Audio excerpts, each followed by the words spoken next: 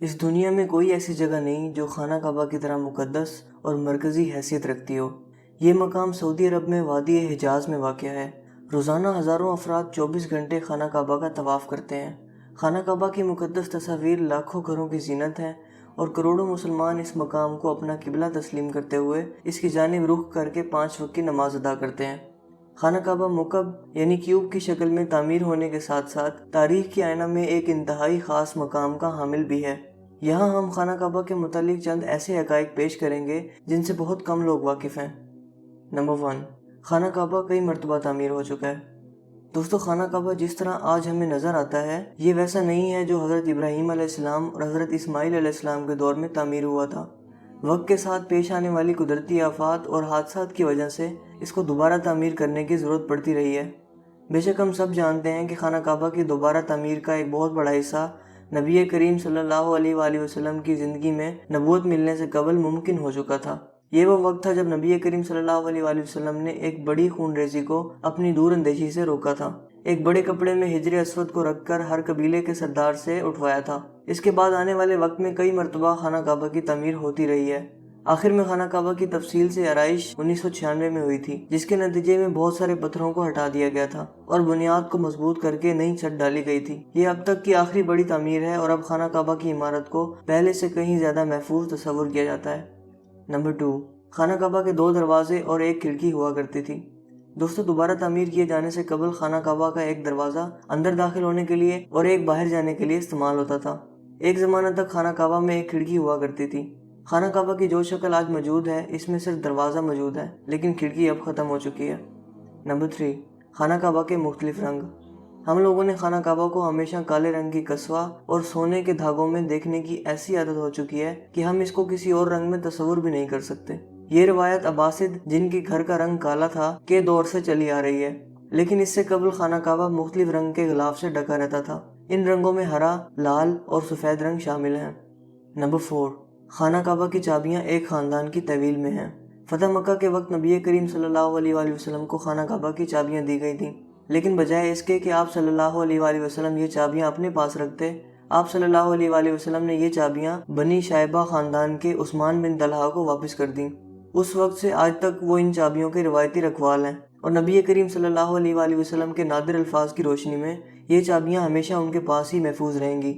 حضور اکرم صلی اللہ علیہ وآلہ وسلم نے فرمایا تھا، اے بنی طلحہ، یہ چابیاں روز قیامت تک تیری تحویل میں رہیں گی، سوائے اس کے کہ وہ زور زبردستی تجھ سے غیر اخلاقی طریقے سے چھین لی جائیں۔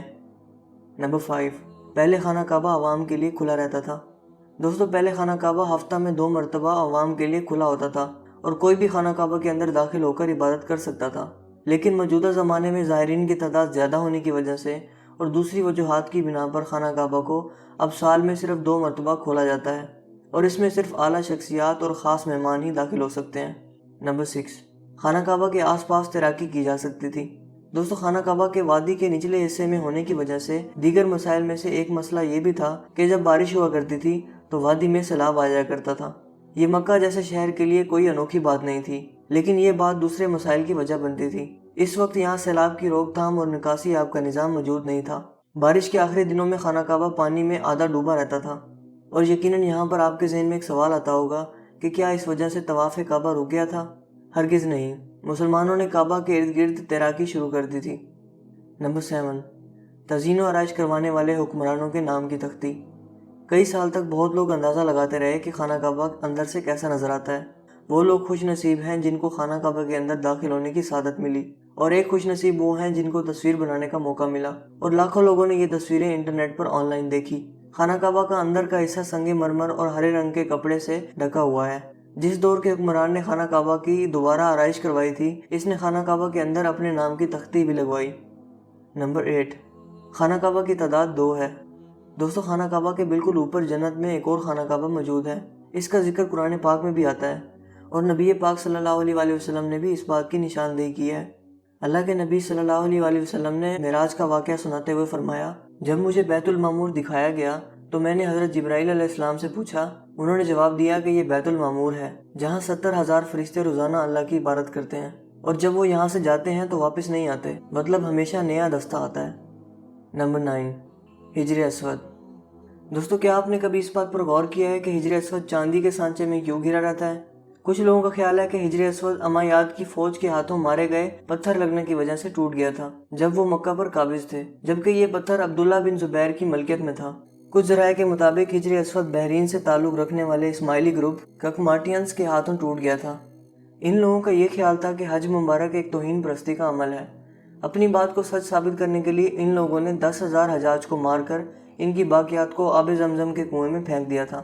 یہ غیر انسانی عمل کافی نہیں ہے۔ یہ شیطان حجر اسود کو عرب کے مشرق میں لے گئے اور پھر عراق کے شہر کوفہ لے گئے، جہاں اس کے عوض تاوان وصول کیا گیا۔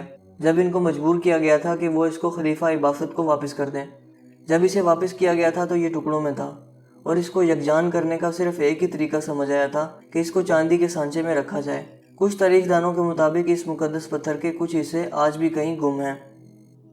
نمبر 10، خانہ کعبہ مکعب کی شکل کا نہیں ہے۔ مکعب کی شکل یعنی سکوئر سے مشہور خانہ کعبہ دراصل مستطیل کی شکل کا ہے۔ خانہ کعبہ کبھی بھی مکعب کی شکل کا نہیں تھا۔ اس کی اصل زاویے کے مطابق یہ ایک آدھا گول حصہ ہے جس کو حجر اسماعیل کہا جاتا ہے۔ نبی کریم صلی اللہ علیہ وآلہ وسلم کو نبوت ملنے سے پہلے جب خانہ کعبہ کی دوبارہ تعمیر ہوئی تھی، تب قریش نے اس بات کی حامی بھری تھی کہ وہ حلال کمائی سے ہی اس کی تعمیر مکمل کریں گے۔ اس کا مطلب یہ ہے کہ جوئے، لوٹ مار، جسم فروشی اور سود جیسے حرام کاموں سے کمایا ہوا پیسہ استعمال نہیں ہوگا۔